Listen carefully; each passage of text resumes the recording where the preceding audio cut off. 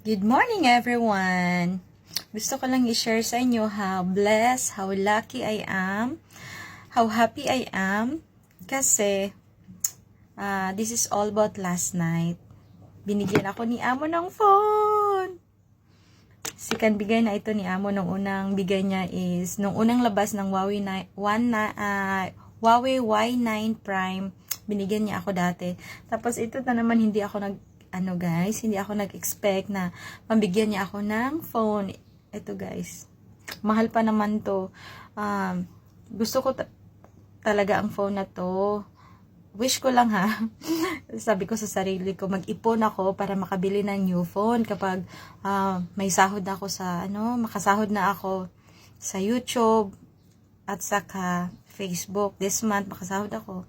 Na talaga ako guys, bibili na ako ng new phone kasi na yung unang phone is almost na siya mag full storage kasi ka-upload ng lalo na sa YouTube, mataas yung mga video, ang dami ko ng mga video na doon. Tapos last night pumunta si Alaga in my room, tapos sabi niya, Chiche, I have something to give it to you, then close your eyes. Nakaganan siya, tinago niya sa likod. Sabi ko, bakit? Ano bang bigay mo sa akin?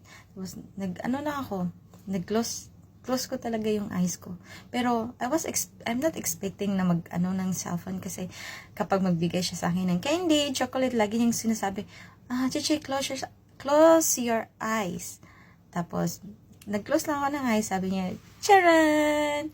Tapos sabi niya, Chichi, thank you for taking care of me for so long. This is for you. I love you. Tapos nakahag siya sa akin.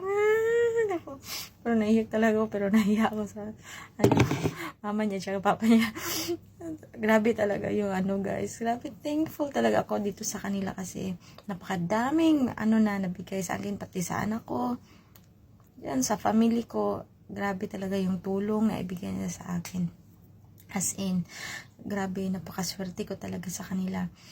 Tapos, nag-search ako kung magkano to sa Pinas is basta sa pag-search ko nakita ko ang price is 40 to 50,000.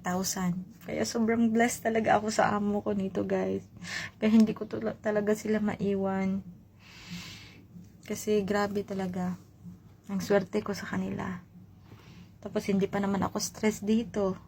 Pwede makatulog anytime. Hindi ako stress sa trabaho. Thank you talaga, Lord. Thank you sa amo kong mabait. Thank you. Bye-bye.